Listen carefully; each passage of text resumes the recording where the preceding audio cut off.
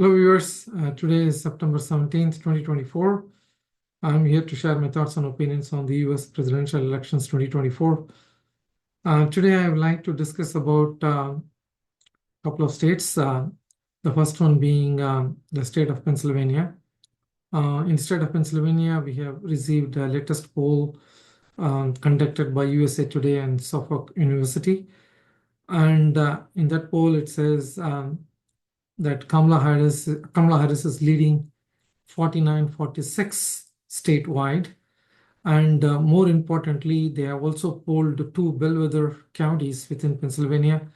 And in the first bellwether county of Northampton, Kamala Harris is leading Donald Trump by a margin of 5 percentage points, 50-45.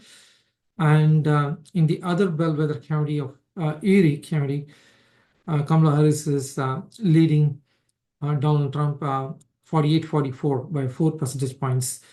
A couple of things about this poll. I like this poll for a couple of reasons. One is that this is a likely voters poll. So it's not based on registered voters. This is based on likely voters. So I think I would tend to believe these likely voters poll more than the registered voters poll. Second, Suffolk University is a reputed pollster, and they have gotten most of the things right before. So I tend to believe this poll as well. Second, they have polled the two important bellwether states, so bellwether counties within Pennsylvania. The margin of error is still around 4 percentage points. So on the face of it, if you look at 49-46 in favor of Harris, is pretty much a tie because of the margin of error. But still, if you go deep into the numbers and look at the bellwether county, where Kamala Harris is leading in the county of Northampton by 5 percentage points, which is slightly outside the margin of error, 50-45. And that's very interesting because in the last election in 2020, Biden carried Northampton County by just 1 percentage points. And then Donald Trump in 2016 won this county by around 2 percentage points, I believe. So this is definitely a bellwether county. If you carry this county, you're more likely to win the statewide election as well. Then, and also Northampton County is on the eastern side of Pennsylvania. Then you go to the Erie County. Erie County is on the northwest border of Pennsylvania. And in this county, she's leading by 48-44. And again, in this county, Biden won this county by only 1 percentage points in 2020. And Trump won this county in 2016 by around 2 percentage points, I believe, if my memory serves me right. So again, this is also a bellwether county.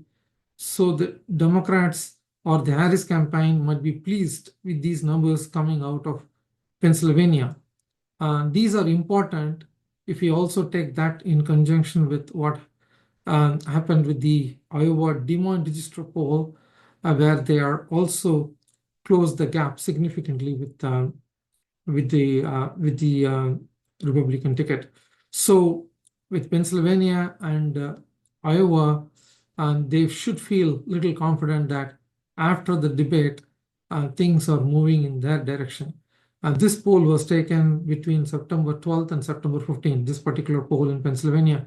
So obviously, this has been taken after the debate, and so there is some effect of the debate performance of Kamala Harris on this poll.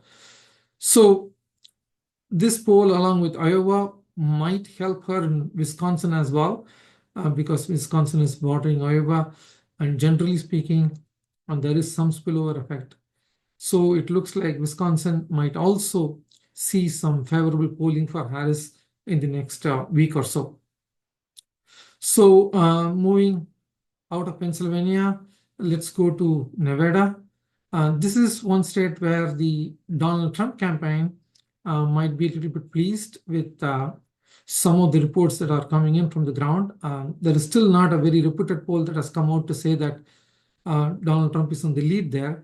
But the kind of narrative that is coming out of the ground reporters, the print reporters, and people who talk to the people who talk to the Hispanic voters on the ground, people who are working in the Las Vegas city of Las Vegas, and there is some resentment about what's happening in the economy. Um, Remember, Las Vegas is basically a city with a lot of hotels and casinos, and there are a lot of workers there. The culinary union is also big over there, and during COVID, they suffered a lot. It's granted that a lot of these jobs have come back, but still, a lot of these Hispanic voters feel that they are not doing economically very well.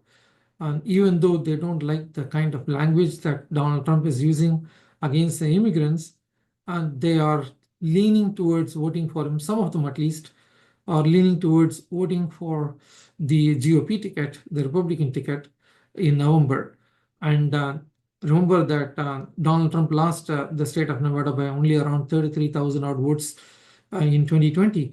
So what all he needs to do is to convert around 18,000 of Biden supporters to vote for Donald Trump, and he can carry that state. So it must be an encouraging news for the Trump campaign to see that Nevada is a state that they can still play till the last minute. So nevertheless, we'll keep an eye out on that state and see if there are any new polls that come out, especially the polls that are taken after the debate, and see if there is any effect on the polls based on the debate performance of Kamala Harris and Donald Trump. So then moving on to the nation's capital, what's happening in Congress. As I mentioned before on my prior episodes, that the federal fiscal year ends by September 30th, and Congress, US House has to first pass a bill. They normally try to pass, if they can't agree on numbers for each and every agency, they normally pass what is called a continuing resolution bill, which will basically keep the same funding levels as last year for all the agencies. So this continuing resolution bill was supposed to be passed last week. That was not passed because I talked about the poison pill that Speaker Mike Johnson from the Republican Speaker of Congress, Mike Johnson, wanted to insert a poison pill, saying that he would like to pass the SAVE Act, which is nothing but Safeguard American Voter Eligibility Bill. That says that only US citizens will be eligible to register for voting in the country. But on the face of it, it looks like it's a very reasonable bill. But as I had mentioned on the prior episodes, it is the states that register people for voting, even for federal elections. So pretty much all the states have got enough safeguard mechanism to prevent any non-citizen from registering. And they do have requirements to make sure that people who come and register within their state for voting purposes are legitimate legal citizens of the country who are eligible to vote. So there is no need to bring in this provision. Moreover, even if you bring in this provision, how are you going to implement it? Because federal government is not registering. It's the states who are registering. So they already have the safeguards in place. And so this is just another tactic employed by the Trump campaign. They are forcing the hands of Speaker Mike Johnson to insert this bill so that this won't get passed, and then there will be a government shutdown. And the government shutdown is not good for the country. It's not good for either parties. But Mitch McConnell, the Republican leader in the Senate, has said very clearly that any sort of government shutdown just before the election is beyond stupidity.